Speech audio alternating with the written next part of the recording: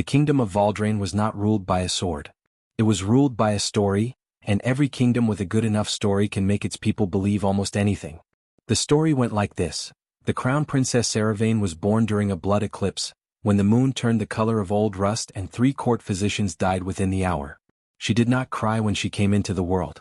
She simply opened her eyes, pale gray, almost silver, and looked at the attending midwife with an expression that reportedly made the woman drop to her knees and weep without understanding why. By age 5, Saravain had shattered every window pane in the east wing of the palace during a tantrum. Not by throwing anything. Not by screaming. The glass simply exploded outward, silently, as though the air around her had decided to stop tolerating the weight of it. By age 8, a palace tutor had touched her arm without permission to correct her writing posture. He had walked out of the lesson room afterward, crossed the courtyard in the winter rain, and climbed onto the parapet of the outer wall. The royal guards dragged him back before he could step over. He could not explain why he had done it. He said only that he had felt, briefly, that he was not worth the space he occupied. He resigned the next morning and never spoke of the princess again.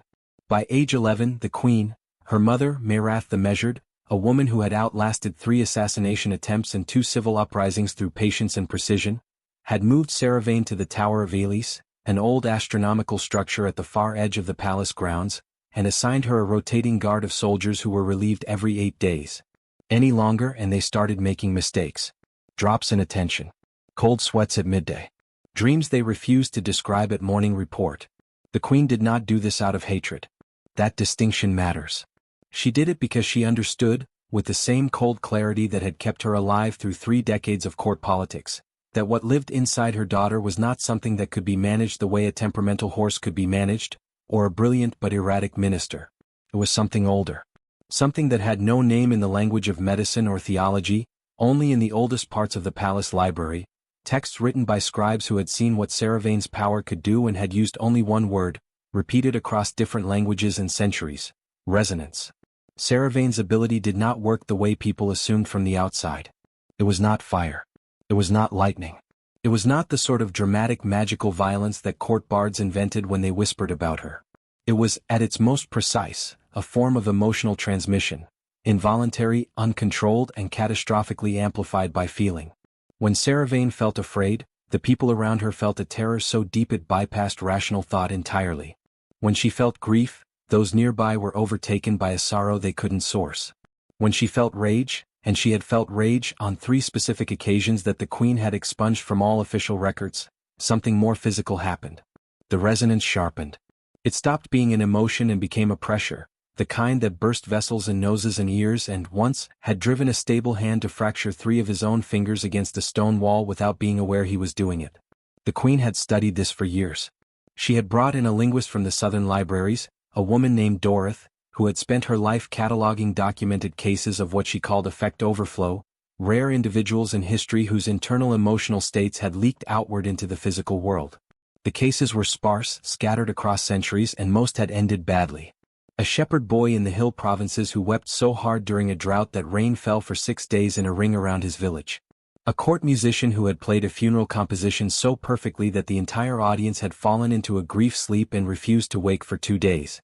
A battle commander whose anger had reportedly turned 3 of his own scouts temporarily deaf. Dorothy's conclusion, delivered quietly to the queen over a single evening session, was this: the power was not the problem. The emotions were the power. Suppress the emotions and you suppress the damage. And so the queen had built a life for Saravain that was, by design, as emotionally barren as possible. No friends. No confidants. No luxuries that might produce joy strong enough to overflow. The tower was bare. The guards were instructed to speak only when necessary and to avoid eye contact. The books she was given were technical: mathematics, cartography, military logistics. Nothing with a human story at its center. The queen visited once a month. She sat across the table from her daughter and asked questions about the books. She never touched her. She never asked how she felt.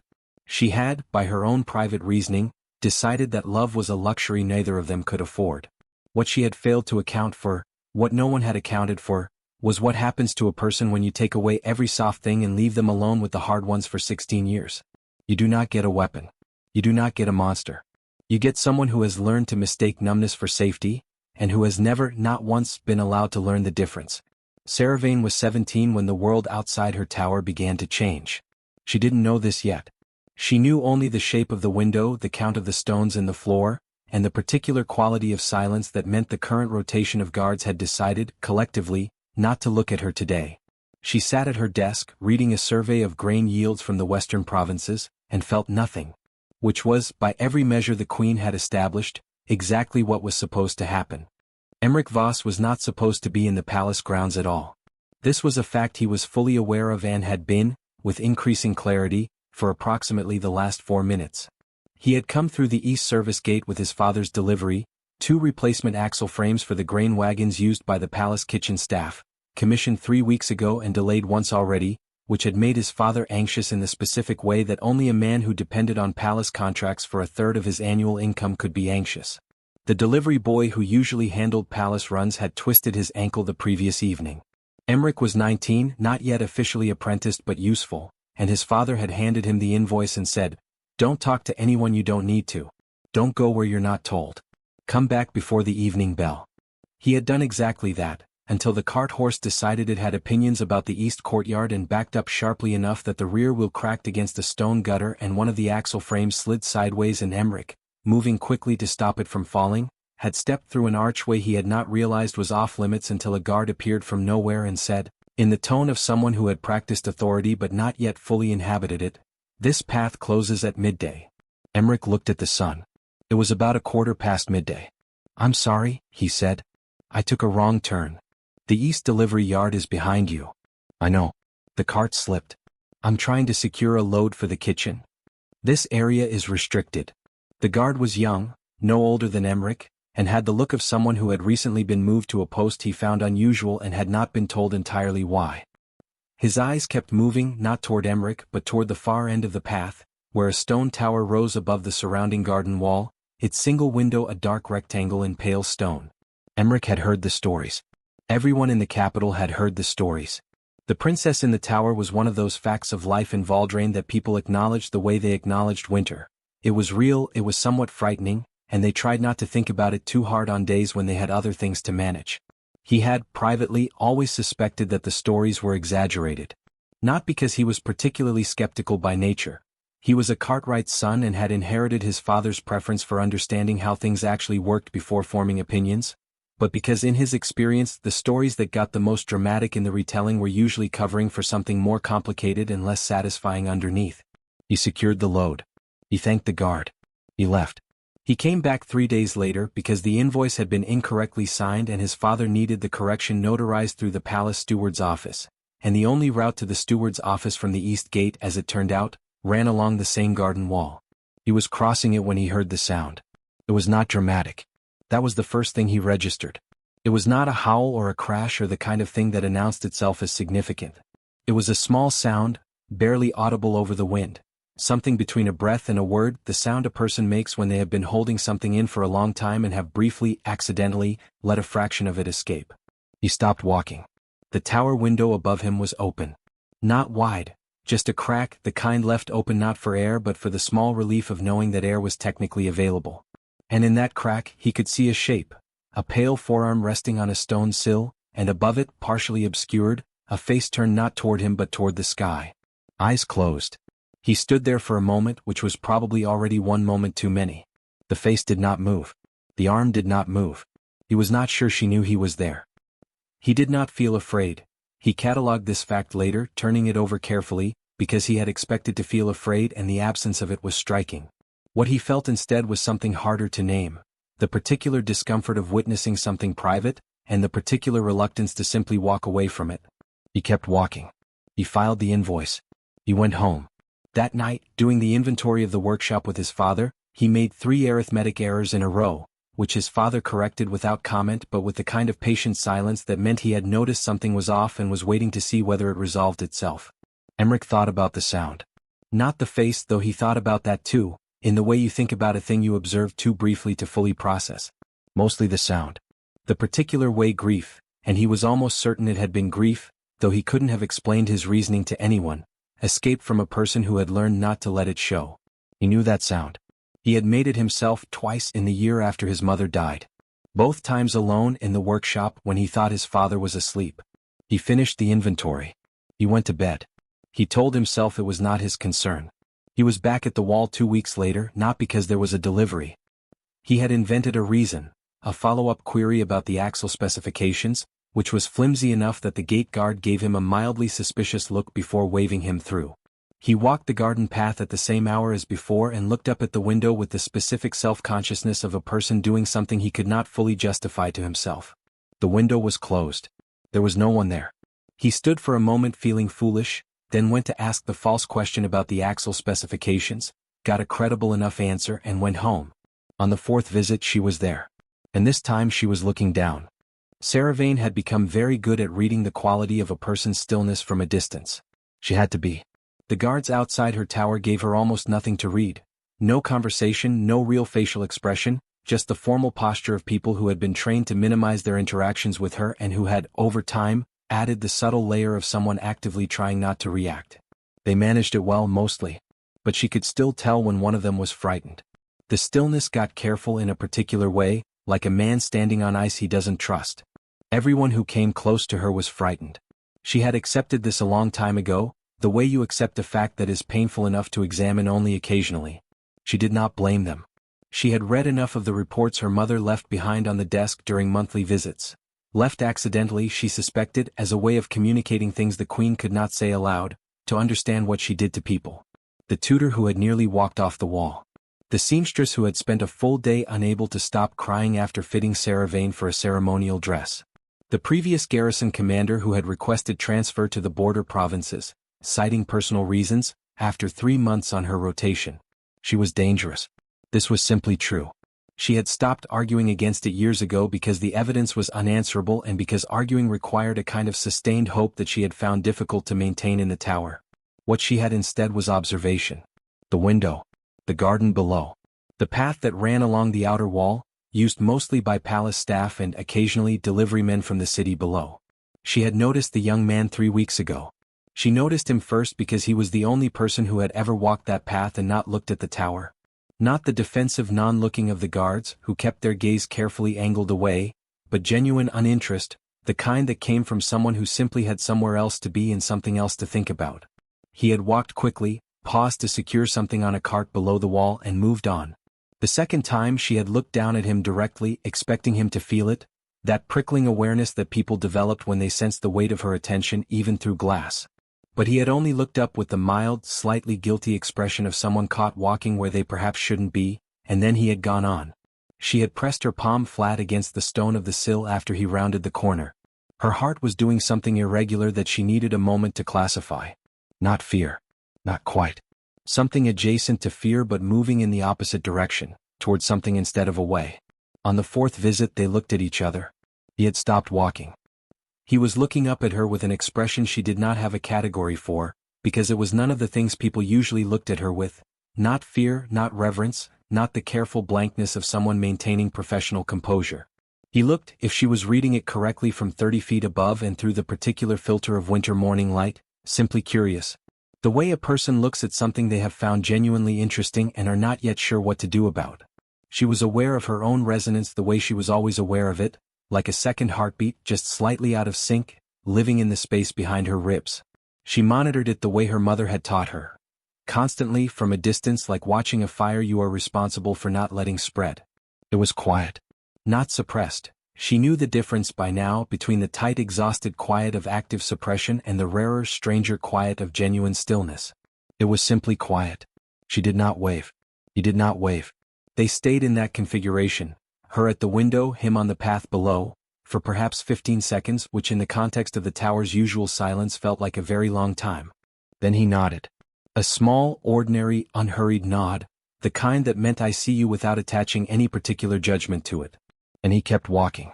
She sat with the window cracked for the rest of the morning, which she had not done in weeks because the winter drafts made the tower cold and cold made her irritable and irritable was dangerous. She sat with it anyway. She told herself it was because the air was useful. She was not, she decided, going to examine the other possibility at this time. He came back a week later. She was at the window because she had started sitting there in the mornings, which was a change she had made without quite deciding to make it. He looked up when he reached the midpoint of the path, as though he had already known she would be there. He was carrying something, A bundle of papers from the look of it. He made a small gesture toward it, the kind that meant business, not choice, and she understood this without needing to decode it much. She did something she had not done in years. She leaned slightly forward and tilted her head in a way that meant go on then. He smiled. It was an ordinary smile, not dazzling, not performed. The smile of someone who had not been expecting a response and was quietly glad to have gotten one. Then he continued down the path. The resonance was, if anything, even quieter than before. She checked it twice, methodically, the way she always did after any emotional event. Nothing. Or rather, something, but contained entirely within her, not leaking, not amplifying. This had never happened before. She sat with that fact for a long time. Not afraid of it exactly. More, aware of it the way you become aware of a new sound in a house you've lived in for years, when you realize the silence you thought was simply silence had actually been full of something, and only now that the something has changed can you hear what it sounded like. She had believed for years that the only safe state was absence. Absence of feeling, absence of connection, absence of the kind of closeness that made the resonance build toward something uncontrollable. She was beginning, carefully, with the specific caution of someone who has been wrong about important things before and knows the cost of it, to wonder if that was exactly right or only mostly right or perhaps right for the wrong reasons. She did not sleep well that night. But the nightmares that usually came, crowds of people with their hands over their ears, her mother's face carefully arranged into an expression that was not disappointment, were absent. She slept, instead, a plain gray dreamless sleep, and woke to find the sun already up and the path below the window empty. She sat at the window and waited, with a patience that felt, for the first time in as long as she could remember, like something other than nothing. The Queen was not a cruel woman. This is important. The cruelest architectures are often built by people who have convinced themselves, with genuine sincerity, that they are being reasonable. Mayrath the Measured had been 19 when she took the throne, inheriting a kingdom that was already fracturing along 3 separate axes of political tension. She had spent the first decade of her reign doing almost nothing but holding things together by sheer force of careful decision-making. The right alliance here, the strategic marriage there, the border negotiation that nobody wanted but that everyone eventually accepted because the alternative was worse. She was not loved exactly. She was trusted. In the lexicon of ruling, she had long since decided that trust was the more durable currency. When Saravane was born, the Queen had spent 7 days reading every available text on the child's condition. She refused to call it a power because power implied something that could be directed, and what her daughter had was not directable, it was simply there, like weather. And at the end of 7 days she had reached the conclusion that would define the next 17 years of both their lives. This is a problem that has to be managed, and management requires distance, and distance will cost them both something, and that cost is acceptable in exchange for preventing catastrophe. She had been wrong.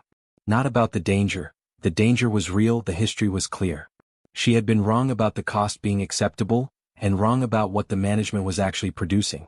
She understood this gradually, over the course of a winter, as she began receiving small unusual reports from the Tower garrison. Nothing alarming. That was what made them unusual.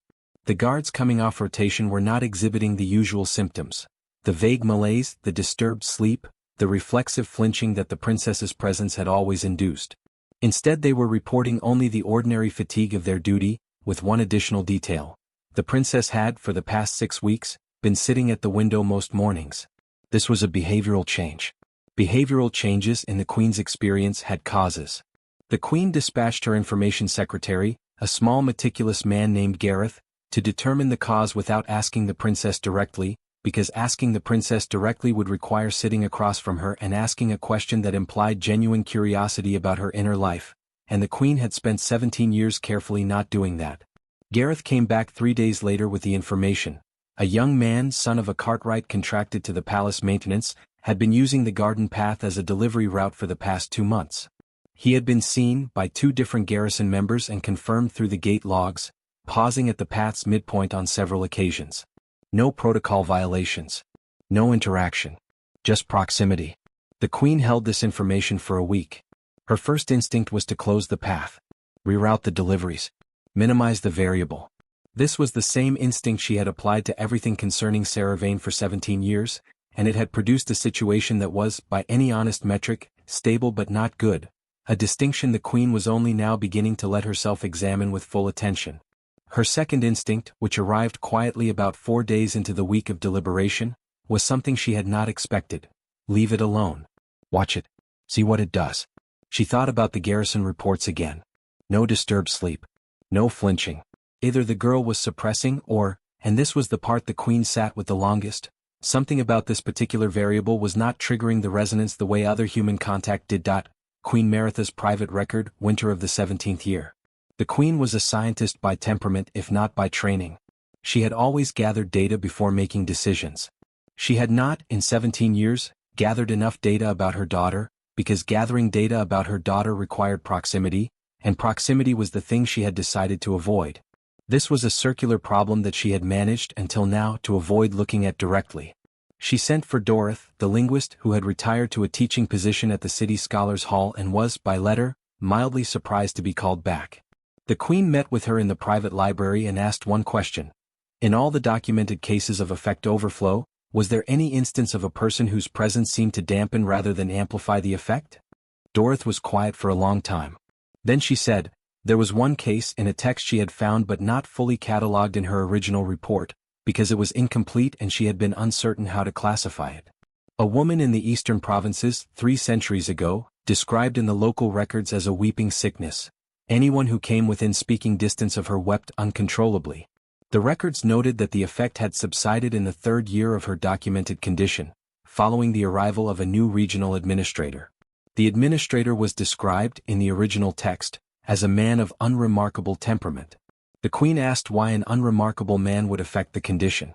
Dorothy said she had thought about this for years. Her best hypothesis, and she was careful to call it a hypothesis, was that certain people had a kind of emotional regularity, a steadiness of internal state, that created a counterweight. Not immunity exactly. More like a neutral ground. Someone so consistently, genuinely calm that proximity to them gave the affected person's resonance nothing to amplify, because resonance by its nature was reactive. It mirrored what it found. A mirror held against nothing reflected nothing back. The Queen thanked Dorothy. She sat alone in the library for an hour after she left. Then she did something she had not done in years. She went to the tower, unannounced at an irregular time, and sat across from her daughter without a prepared set of questions about agricultural surveys. Sarah Vane looked at her mother with an expression the Queen could not quite name. Not hope. Not suspicion. Something careful and provisional, the expression of someone who had learned to wait and see before spending anything on a reaction. The Queen said, "Tell me something that isn't in the books." Sarah Vane was quiet for a long time. Then she said, "The pigeons on the tower's south face have a nest. There are 3 of them. The smallest one keeps falling off the ledge and the other 2 wait for it to climb back up. They've done this every morning for 2 weeks. The Queen said nothing. She felt, somewhere in the region of her chest, a pressure that had no name in any of the catalogues she had read. She stayed for an hour. She did not touch her daughter. But when she left, she did not close the path. The first time they actually spoke, it was Sarah Vane who began it. This surprised her more than it surprised him. It happened in early spring, on a morning when the path was muddy from 2 days of rain and he was moving carefully with a set of replacement hinges for the kitchen storehouse. He paused at the midpoint and looked up. She had the window open, she always did now when the weather allowed it. He said, simply and without preamble, because he did not seem to be a person who required elaborate approach, "Does it bother you, all the people who know where your window is and never look up?" She had not been prepared for a direct question. She considered it. Then she said, "No. Looking down at the ones who won't look is its own kind of looking." He nodded slowly, the way a person nods when they've received an answer that requires a moment to properly receive. Then, fair. That was the whole of the first conversation. He went on. She sat with the window open and the spring air coming in, cold and mineral smelling, and felt something that was not happiness exactly. She was not sure she had a reliable internal reference point for happiness, but was something in the same neighborhood. Something clean and forward-facing. Over the weeks that followed, the conversations built the way conversations build between people who are being careful with each other but not false. Slowly, with gaps, adding one piece at a time. He told her his name.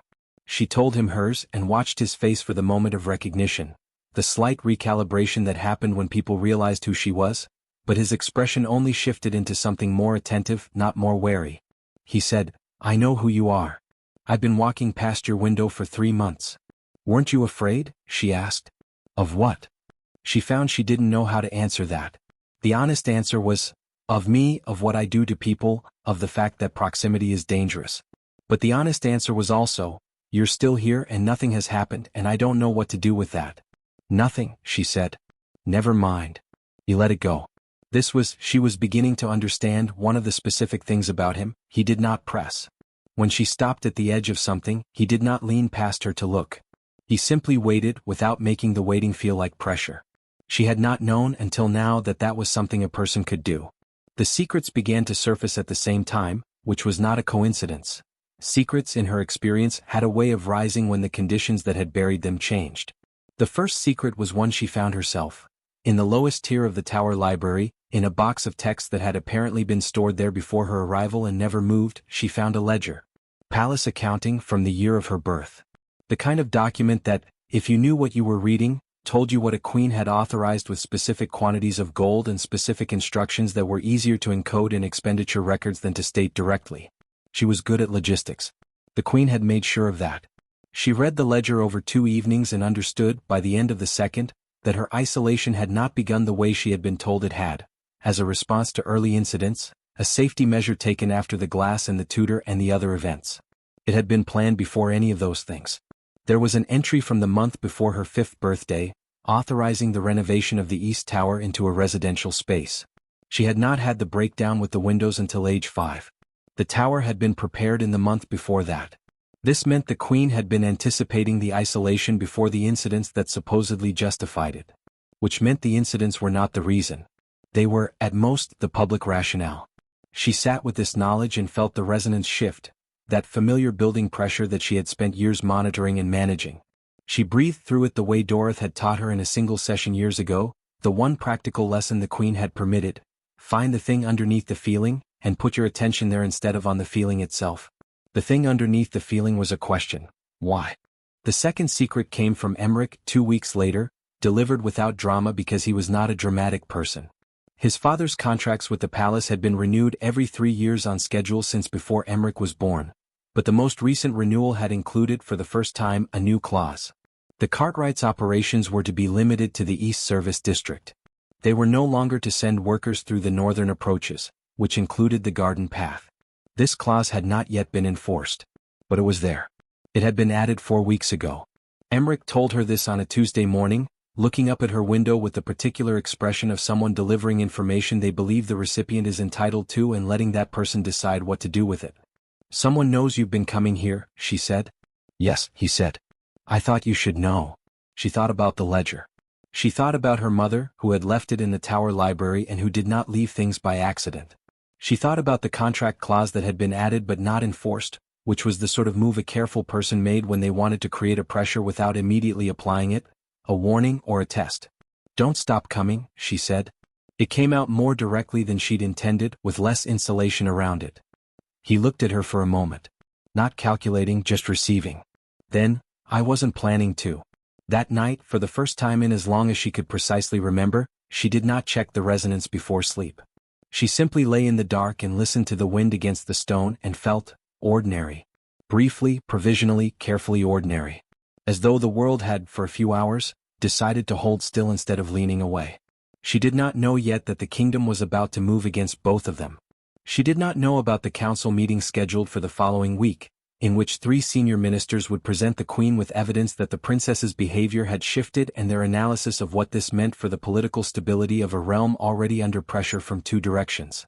She did not know that the word being used in that council chamber, quietly and with the particular precision of people who understood the weight of the words they chose, was not danger. The word was liability. The council chamber of Valdrain was not an imposing room. The queen had always found imposing rooms counterproductive. They made people perform instead of think, which was the opposite of what a council was for. The chamber was plain stone, oval, with a single high window for light and a table that had been there since before any of the people sitting around it were born. It had, over generations, absorbed the specific quality of a room where difficult things were said with careful words. Minister Can spoke first because he was the eldest and it was his motion. He was a careful man, thin-faced and methodical, who had served on the council for 22 years and who had the quality, useful in councils and dangerous everywhere else, of being able to say harmful things in a tone that made them sound like simple housekeeping. He presented 3 items. First, the change in the garrison's incident reports over the past 6 months, specifically the decrease in psychological aftereffects among guards on rotation, which he framed not as improvement but as anomaly. Second, the contract irregularity which he had apparently also noticed. Third, a report from a citizen informant in the Southern District who had overheard a Cartwright's son asking specific questions about the tower's history at a public tavern. The informant had found this noteworthy. The minister found it significant. The Queen listened to all three items without speaking. The second minister, a younger woman named Thessaly who handled foreign affairs, added her analysis. Valdrain was currently in a sensitive period of border negotiations with the Duvenic Confederation to the west. The Confederation's terms included a clause about the disposition of the princess, whom 3 generations of Western propaganda had successfully established in the public imagination as an active threat to regional stability. If there were any indication that the princess was becoming unpredictable, developing new attachments, changing behavior patterns, the Confederation would use it. They had been waiting for something like this for years. The third minister said nothing. He was new to the council and had not yet learned when to speak. The Queen said, "What are you recommending, Minister Can?" Can said, "Restriction of the delivery access route. Removal of the window access in the east face. And the Queen should consider whether the current tower arrangement remains adequate, or whether a more secure placement is appropriate." He paused. "There is the matter of the Duvenic proposed arrangement. A transfer of custodianship, in exchange for the border concessions we've been seeking for 3 years." The Queen was still. The kind of still she had spent decades cultivating. The still of a person in whom no external surface reveals what the internal landscape is doing. But something had changed in the past months, in how she occupied that stillness. It had begun to feel from the inside, less like armor and more like a habit she had outgrown. She said, "You're recommending that I transfer my daughter to the custody of a foreign government." "I'm recommending the Queen consider all options," Can said, which was the council's formal phrasing for yes, and I believe this is the right one. Emmerich was brought to the palace 3 days after the council meeting. Not under arrest.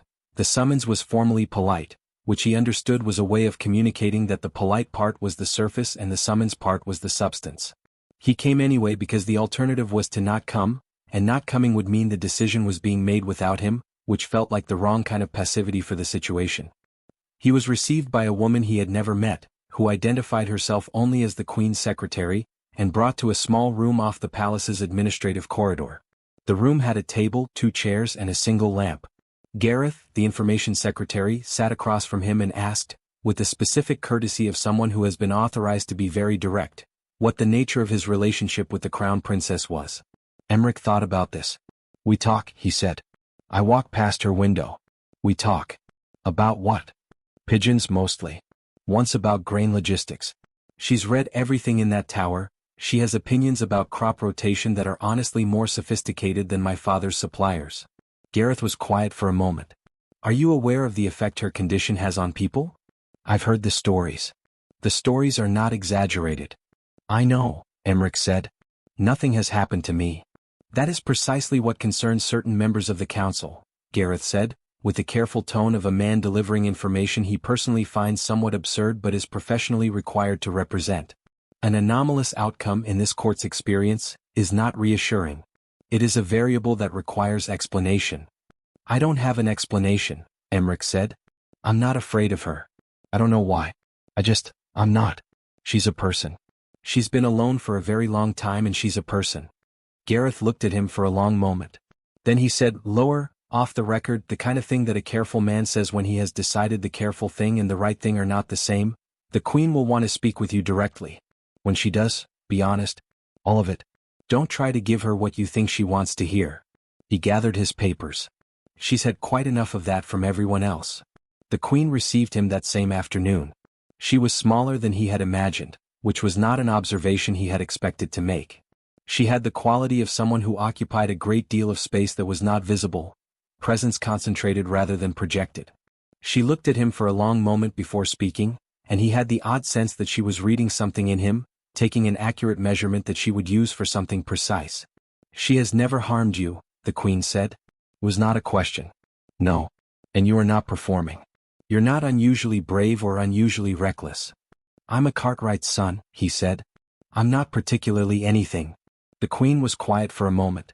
Then she said something that he had not expected. "I know. That may be exactly the point." She did not explain what she meant. She thanked him. She asked him to remain available. She did not tell him what the council had recommended, but something in the set of her shoulders as she turned to the window told him that whatever it was, she had not yet decided to do it. He walked home in the evening light, through the city that had built its public imagination around a girl it had never actually met, and thought about what it meant to be the variable that an entire court found impossible to classify. He thought about Saravane's face when she laughed. She had laughed once at something he'd said about a cantankerous mule, and she'd looked, for a few seconds, completely unguarded, completely herself, in a way that had made something rearrange itself quietly behind his ribs. The kingdom would ask him to make a choice soon. He could feel it approaching with the specific weight of something that has already been decided at a level above your own involvement, waiting only for you to arrive at it. He went home. He sat in the workshop. He thought about what he was actually deciding between, and found that the framing he'd been given, save the kingdom from the princess or save the princess from the kingdom, was not, when examined with care, the real question at all.